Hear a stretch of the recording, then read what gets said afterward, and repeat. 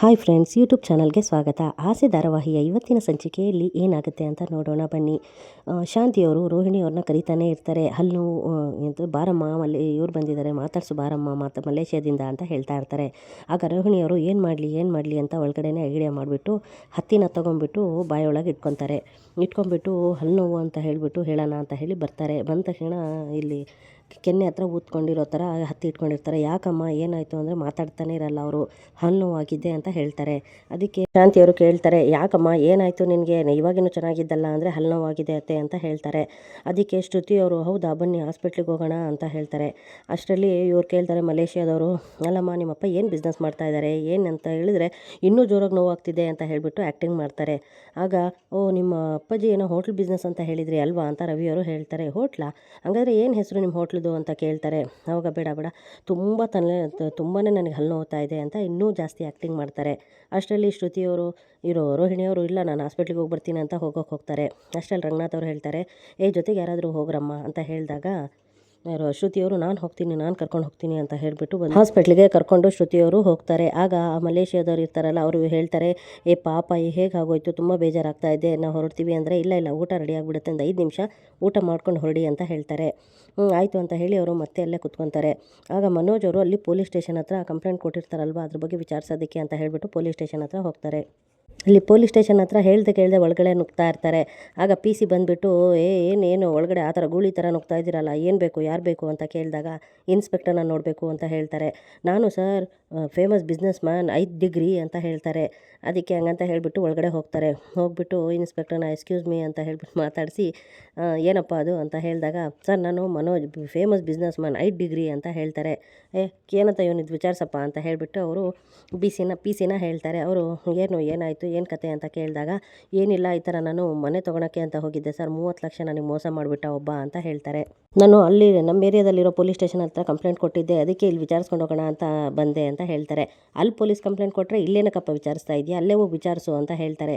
ಹಾಗಲ್ಲ ಸರ್, ದೇವಸ್ಥಾನದಲ್ಲಿ ನಾವು 30 ಲಕ್ಷ ಕೊಟ್ಟಿದ್ವಿ, ಅದ್ರ ಫೋಟೇಜ್ ಇದೆ, ಅದನ್ನು ವೀಡಿಯೋ ನಮಗೆ ಬೇಕಿತ್ತು ಸರ್ ಅಂತ ಹೇಳ್ತಾರೆ. ಅದಕ್ಕೆ ನನ್ನ ಹೆಂಡತಿ ಹೋಗ್ಬಿಟ್ಟು ಅಲ್ಲಿ ಫೋಟೇಜ್ ಕೇಳಿದ್ರು ಕೊಡ್ತಾ ಇಲ್ಲ ಸರ್ ಅಂತ ಹೇಳ್ತಾರೆ. ಪೊಲೀಸ್ನವ್ರು ಇದ್ದಾಗ ನಿನ್ನ ಹೆಂಡತಿ ಏನಕ್ಕಪ್ಪ ಹೋಗಿದ್ಲು ಅಂದರೆ, ಸರ್ ನಿಮಗಿನ್ನ ಮುಂಚೆನೇ ಅರ್ಧ ಕೆಲಸ ನನ್ನ ಹೆಂಡತಿನೇ ಮಾಡಿಬಿಟ್ಟಿದ್ದಾಳೆ ಅಂತ ಹೇಳ್ತಾ ಇರ್ತಾರೆ. ಆಗ ಇನ್ಸ್ಪೆಕ್ಟರ್ ಹೇಳ್ತಾರೆ, ಇನ್ನೂ ಅರ್ಧ ಕೆಲಸನೂ ಅವ್ರನ್ನೇ ಮಾಡೋಕೆ ಹೇಳ್ರಿ, ಹೋಗ್ರಿ ಇಲ್ಲಿಂದ ಅಂತ ಹೇಳ್ತಾ ಇರ್ತಾರೆ. ಆಗ ಮನೋಜ್ ಅವರು ಹೇಳ್ತಾ ಇರ್ತಾರೆ, ನೀವು ಬಂದ್ರೇ ಅಂತ ಸರ್ ಅಲ್ಲಿ ಫೋಟೋಸ್ ಎಲ್ಲ ಕೊಡೋದು, ಬನ್ನಿ ಸರ್ ನೀವು ಬನ್ನಿ ಸರ್, ಮೊದಲೇ ನಮಗೆ ಅದನ್ನು ಫೋಟೋಸ್ ಕೊಡಿಸಿ ಬನ್ನಿ ಸರ್ ಅಂತ ಹೇಳ್ತಾ ಇರ್ತಾರೆ. ಆಗ ಇನ್ಸ್ಪೆಕ್ಟರ್, ಏನಪ್ಪ ನಿಮ್ಮ ಮನೆ ಅನ್ಕೊಂಡಿದ್ಯಾ, ನಮ್ಮ ಹತ್ರನೇ ವಾಯ್ಸ್ ರೈಸ್ ಮಾಡಿಬಿಟ್ಟು ಮಾತಾಡ್ತಾ ಇದೆಯಾ ನೀನು ಅಂತ ಹೇಳ್ತಾರೆ. ಒಂದು ಏನಾದರೂ ಫೋಟೋ ಗಿಟ ಇದ್ದರೆ ಹೋಗ್ಬಿಟ್ಟು ಅಲ್ಲಿ ಕೊಟ್ಬಿಟ್ಟು ನೀನು ಎಲ್ಲೆಲ್ಲಿ ಅವನ ಜೊತೆ ಎಲ್ಲೆಲ್ಲಿ ಓಡಾಡಿದ್ಯಾ ಅದನ್ನೆಲ್ಲ ಬರೆದ್ಬಿಟ್ಟು ಕಂಪ್ಲೇಂಟಲ್ಲಿ ಕೊಡು ಅಂತ ಹೇಳ್ತಾರೆ. ಅವ್ನ ಫೋಟೋ ಗಿಟ ಎಲ್ಲ ಇಲ್ಲ ಸರ್ ನನ್ನ ಹತ್ರ, ನಾನು ಇದು ಚಂಪಕಮ್ಮ ದೇವಸ್ಥಾನದ ಹತ್ರನೇ ನಾವು ದುಡ್ಡು ಕೊಟ್ಟಿದ್ದು, ಅದಕ್ಕೋಸ್ಕರ ಹೇಳ್ತಾ ಇದ್ದೀನಿ ಅಂತ ಹೇಳ್ತಾರೆ. ಆಯ್ತಾಯಿತು, ಹೋಗ್ಬಿಟ್ಟು ಅಲ್ಲಿ ಕಂಪ್ಲೇಂಟ್ ಬರೆದ್ಬಿಟ್ಟು ಕೊಟ್ಟು ಹೋಗು, ನಾವು ಕರೆದಾಗೆಲ್ಲ ಬಾ ಅಂತ ಹೇಳ್ತಾರೆ. ನೀವು ಕರೆದಾಗೆಲ್ಲ ಬರೋದಕ್ಕಾಗಲ್ಲ ಸರ್, ನಮಗೂ ಬೇಜಾನ್ ಕೆಲಸ ಇರುತ್ತೆ ಅಂತ ಹೇಳ್ತಾ ಇರ್ತಾರೆ. ಅವರು ಕಂಪ್ಲೇಂಟ್ ಬರೆಯೋದಕ್ಕೆ ಅಂತ ಹೇಳಿಬಿಟ್ಟು ಕಂಪ್ಲೇಂಟ್ ಶೀಟ್ನ ಕೊಟ್ಬಿಟ್ಟು ಕಂಪ್ಲೇಂಟ್ ಬರೀರಿ ಅಂತ ಕೊಟ್ಟರೆ ಅದರಲ್ಲಿ ಪ್ರೀತಿಯ ಇನ್ಸ್ಪೆಕ್ಟರ್ ಅಂತ ಬರೆಯೋಕ್ಕೆ ಹೋಗ್ತಾರೆ. ಆಗ ಪಿ ಸಿ ಅವರು, ಏನ್ರಿ ಲವ್ ಲೆಟ್ರ್ ಬರೆಯೋಕ್ಕೆ ಹೋಗ್ತಾ ಇದ್ದೀರಾ ನೀವು, ಯಾರಾದರೂ ಪ್ರೀತಿ ಅಂತ ಬರೀತಾರೇನ್ರಿ, ಬರೀರಿ ಸರಿಯಾಗಿ ಅಂತ ಹೇಳ್ತಾರೆ. ಸರ್ ನಾನು ಯಾವತ್ತೂ ಕಂಪ್ಲೇಂಟ್ ಬರ್ದಿಲ್ಲ ಸರ್ ಅಂತ ಹೇಳಿದಾಗ, ಟು ಹತ್ರ ಫ್ರಮ್ ಹತ್ರ ಅಡ್ರೆಸ್ ಎಲ್ಲ ಬರೆದ್ಬಿಟ್ಟು ಮಿಕ್ಕಿದ್ದು ವಿಷಯ ಎಲ್ಲ ಏನಂತ ಬರೆದ್ಬಿಟ್ಟು ಕೊಡಿಯಲ್ಲಿ ಅಂತ ಹೇಳ್ತಾರೆ. ಆಯಿತು ಸರ್ ಅಂತ ಹೇಳಿಬಿಟ್ಟು ಅದನ್ನ ಬರೆದಾಗ ಇನ್ಸ್ಪೆಕ್ಟರ್ ಕೈ ಕೊಡಿ ಅಂತಾರೆ. ಇನ್ಸ್ಪೆಕ್ಟರ್ ಕೈ ಕೊಟ್ಬಿಟ್ಟು, ನಾವು ಕರೆದಾಗೆಲ್ಲ ಫೋನ್ ಮಾಡ್ತೀವಿ ಬನ್ನಿ ಅಂತ ಹೇಳ್ತಾರೆ. ಸರ್ ನೀವು ಕರೆದಾಗೆಲ್ಲ ಬರೋದಕ್ಕಾಗಲ್ಲ ಸರ್, ನಾನು ಫೇಮಸ್ ಬಿಸ್ನೆಸ್ ಮ್ಯಾನ್ ಅಂತ ಹೇಳ್ತಾ ಇರ್ತಾರೆ. 5 ಡಿಗ್ರಿ ಅಂತ, ಹೋಗಯ್ಯ ಹೊರಗೆ ಅಂತ ಹೇಳಿಬಿಟ್ಟು ಇನ್ಸ್ಪೆಕ್ಟರ್ ಗದರಿಸ್ಬಿಟ್ಟು ಕಳಿಸ್ತಾರೆ ಅಲ್ಲಿಂದ. ಅಲ್ಲಿ ಮೀನಾ ಅವರು ಅಡುಗೆ ಮಾಡ್ತಾ ಇರ್ತಾರೆ ಕಿಚನಲ್ಲಿ. ಅಲ್ಲಿಗೆ ಸೂರ್ಯ ಅವರು ಕೂಡ ಬರ್ತಾರೆ. ಬಂದುಬಿಟ್ಟು ಇನ್ನೂ ಪೌಡ್ರಮ್ಮ ಬಂದಿಲ್ವಾ ಅಂತ ಕೇಳ್ತಾರೆ. ಇಲ್ಲ ಕಣ್ರಿ, ಹಲ್ಲುನೋವು ಬಂದಿರೋದು ಪಾಪ ಅವ್ರಿಗೆ ಅಂತಾರೆ. ನಿಜವಾದ ಹಲ್ಲುನೋವು ಅಂತ ಹೇಳ್ತೀನಿ ಮೀನಾ ಅದು ಅಂತಾರೆ.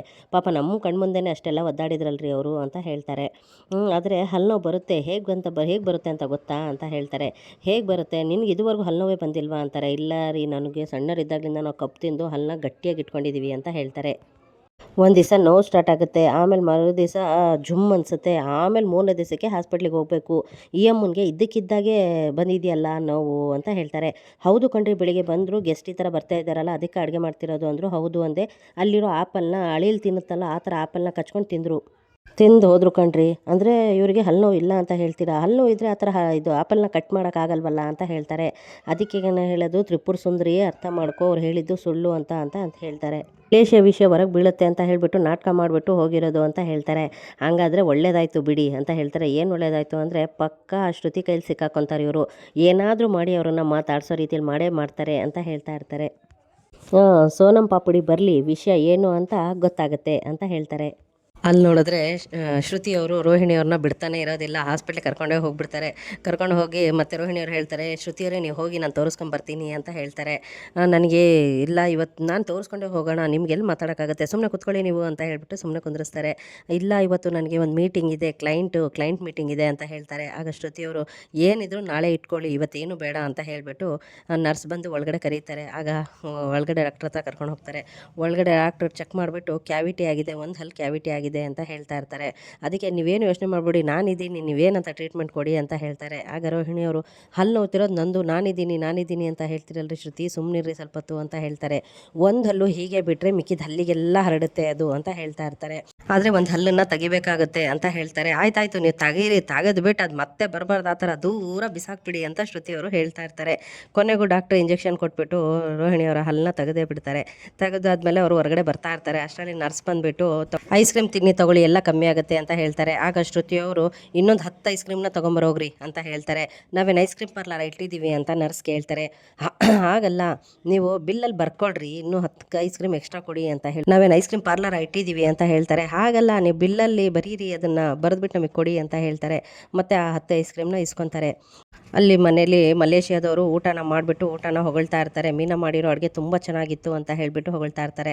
ಆಗ ರಂಗನಾಥ್ ಅವ್ರಿಗೆ ಹೇಳ್ತಾ ಇರ್ತಾರೆ, ನಾವು ಯಾರೋ ಗೊತ್ತಿಲ್ಲ, ಎಲ್ಲಿಂದನೋ ಬಂದಿರೋರಿಗೆ ಇಷ್ಟು ಚೆನ್ನಾಗಿ ಸತ್ಕಾರ ಮಾಡಿ ನೀವು ಹೊಟ್ಟೆ ತುಂಬ ಊಟ ಹಾಕಿದ್ರಲ್ಲ ಅಂತ ಹೇಳ್ತಾರೆ. ಆವಾಗ ರಂಗನಾಥ್ ಅವ್ರು ಹೇಳ್ತಾರೆ, ಈ ದೇಶದಲ್ಲಿ ನೀರು ಕೇಳಿದ್ರೆ ಎಳ್ನೀರೇ ಕೊಡೋ ಅಂಥ ದೇಶ ನಮ್ಮದು ಅಂತ ಹೇಳ್ತಾ ಇರ್ತಾರೆ. ಆಗ ಆ ತಾತ ಹೇಳ್ತಾ ಇರ್ತಾರೆ, ಅದೃಷ್ಟ ಮಾಡಿದ್ಯಪ್ಪ ನೀನು ಮೀನಾ ಅಂತ ಹೆಂಡತಿ ಸಿಗೋದಕ್ಕೆ, ಅವಳ ಕೈ ಅಡುಗೆ ಮಾತ್ರ ಸೂಪರ್ ಕಣಪ್ಪ ಅಂತ ಹೇಳ್ತಾ ಇರ್ತಾರೆ. ಹೌದು ಸರ್, ಇವಳ ಕೈ ಅಡುಗೆ ಎಲ್ಲ ಸೂಪರು, ಇವಳ ಕೈಯೇ ಸೂಪರು ಅಂತ ಹೇಳ್ತಾ ಇರ್ತಾರೆ. ಇವಳ ಕೈ ಹಿಡ್ದಾಗ್ಲಿಂದನೂ ನನಗೆ ಅದೃಷ್ಟ ಸರ್ ಅಂತ ಹೇಳಿಬಿಟ್ಟು ಹೊಗಳ್ತಾ ಇರ್ತಾರೆ ಸೂರ್ಯ ಅವರು. ಆಗ ಮೀನಾ ಅವರು ಒಳಗಡೆ ಹೋಗಿಬಿಟ್ಟು 1 ನಿಮಿಷ ಅಂತ ಹೇಳಿಬಿಟ್ಟು ಅಕ್ಷತೆ ಕಾಳನ್ನ ತೊಗೊಂಬಂದ್ಬಿಟ್ಟು ನಮಗೆ ಆಶೀರ್ವಾದ ಮಾಡಿ, ಗಂಡ ಹೆಂಡತಿ ಮನೆಗೆ ಬಂದರೆ ಶಿವ ಪಾರ್ವತಿನೇ ಬಂದ ಹಾಗೆ ಅಂತ ನಮ್ಮ ತಂದೆ ಹೇಳ್ತಾ ಇದ್ರು ಅಂತ ಹೇಳ್ತಾರೆ. ಆಗ ಆಶೀರ್ವಾದನ ತೊಗೊಳ್ತಾರೆ ಅವ್ರ ಹತ್ರ. ಆಗ ಅಲ್ಲಿಗೆ ಮನೋಜ್ ಅವರು ಕೂಡ ಬರ್ತಾರೆ. ಬಂದ ತಕ್ಷಣ ಶಾಂತಿಯವರು ಅವರನ್ನು ಇಂಟ್ರೊಡ್ಯೂಸ್ ಮಾಡಿಕೊಡ್ತಾರೆ. 5 ಡಿಗ್ರಿ ಮನೋಜ್ ದೊಡ್ಡ ಬಿಸ್ನೆಸ್ ಮ್ಯಾನ್ ನನ್ನ ಮಗ ಅಂತ ಹೇಳಿಬಿಟ್ಟು ಇಂಟ್ರೊಡ್ಯೂಸ್ ಮಾಡಿಸ್ತಾರೆ. ರೋಹಿಣಿ ಎಲ್ಲಿ ಅಂತ ಹೇಳಿದ್ರೆ ಹಾಸ್ಪಿಟ್ಲಿಗೆ ಹೋಗಿದ್ದಾರೆ ಅಂತ ಹೇಳಿದಾಗ, ಯಾಕೆ ನೀವು ಯಾರಾದರೂ ಹೋಗ್ಬಾರ್ದು, ಅವಳು ನೊಬ್ಬಳನ್ನ ಕಳಿಸಿದ್ರೆ ಹಾಸ್ಪಿಟ್ಲಿಗೆ ಅಂತ ಹೇಳ್ತಾರೆ. ಆಗ ಇಲ್ಲ, ಹಲ್ಲು ನೋವು ಅಂತ ಹೋಗಿರೋದು ಶ್ರುತಿ ಅವರನ್ನು ಕರ್ಕೊಂಡು ಹೋಗಿದ್ದಾರೆ ಅಂತ ಹೇಳ್ತಾರೆ. ಅಷ್ಟರಲ್ಲಿ ಶ್ರುತಿಯವರು ರೋಹಿಣಿಯನ್ನು ಕರ್ಕೊಂಡು ಮನೆಗೆ ಬರ್ತಾರೆ. ಬಂದ ತಕ್ಷಣ ಯಾಕಮ್ಮ ಏನಂದ್ರು, ಏನು ಡಾಕ್ಟ್ರು ಅಂತ ಕೇಳಿದಾಗ, ಅವ್ರ ಹಲ್ಲು ತುಂಬ ಕ್ಯಾವಿಟಿ ಆಗಿಬಿಟ್ಟಿತ್ತಂತೆ, ಅದಕ್ಕೆ ಹಲ್ಲನ್ನ ಕಿತ್ತು ಬಿಸಾಕ್ಬಿಟ್ರು ಅವರು ಅಂತ ಹೇಳ್ತಾರೆ. ಅಷ್ಟರಲ್ಲಿ ಶಾಂತಿಯವರು, ಅಯ್ಯೋ ಹಲ್ಲು ಕೀಳೋದಂದರೆ ನನಗೆ ಹೇಳ್ತಿದ್ರೆ ನಾನೇ ಕಟ್ಟಿಂಗ್ ಪ್ಲೇಯರ್ ತೆಗೆದು ಅದ್ರ ಪಕ್ಕದ್ದು ಸೇರಿಸಿ ಕಿತ್ತಿ ಎಸಿತಿದ್ನಲ್ಲಮ್ಮ, ಎಂಥ ಕೆಲಸ ಮಾಡಿದೆ ಅಂತ ಹೇಳ್ತಾರೆ. ಆಗ ರಂಗನಾಥ್ ಅವ್ರು ಹೇಳ್ತಾರೆ, ಅವಳು ಹಲ್ಲು ನೋವು ಅಂತ ಹೇಳಿದ್ದಕ್ಕೆ ಹಲ್ಲು ಕಿತ್ತಿಸ್ಕೊಂಬಂದಿದ್ದಾಳೆ, ನೀನು ತಲೆನೋವು ಅಂತ ಅವಳ ಜೊತೆಗೆ ಹೋಗ್ಬೇಡ, ತಲೆನೇ ಕಿತ್ತಾಕ್ಬಿಟ್ಟು ಬರ್ತಾಳವಳು ಅಂತ ಹೇಳ್ತಾ ಇರ್ತಾರೆ. ಅಲ್ಲ ಶ್ರುತಿ, ಹೇಳಿದ್ರು ಅಂದ ತಕ್ಷಣ ಹಲ್ಲನ್ನ ಕಿತ್ತಾಕ್ಬಿಟ್ಟು ಬಂದಿದೆಯಲ್ಲ ನೀನು ಅಂತ ಹೇಳ್ತಾರೆ. ಹಲ್ಲು ಬಂದರೆ ಹಲ್ಲು ಕಿತ್ತಾಕಿಸ್ದೆ ಏನು ಉಣಿಸ್ತಾರ ಅಲ್ಲಿ ಅಂತ ಹೇಳ್ತಾರೆ ಅವರು. ಓಕೆ ಫ್ರೆಂಡ್ಸ್, ಈ ಎಪಿಸೋಡ್ ಏನಾದರೂ ನಿಮ್ಗೆ ಇಷ್ಟ ಆಗಿದ್ರೆ ನನ್ನ ಚಾನಲ್ನ ಸಬ್ಸ್ಕ್ರೈಬ್ ಮಾಡ್ಕೊಳ್ಳಿ. ಸಬ್ಸ್ಕ್ರೈಬ್ ಮಾಡ್ಕೊಂಡಿರೋರಿಗೆಲ್ಲರಿಗೂ ತುಂಬ thanks. Okay friends, thank you for watching.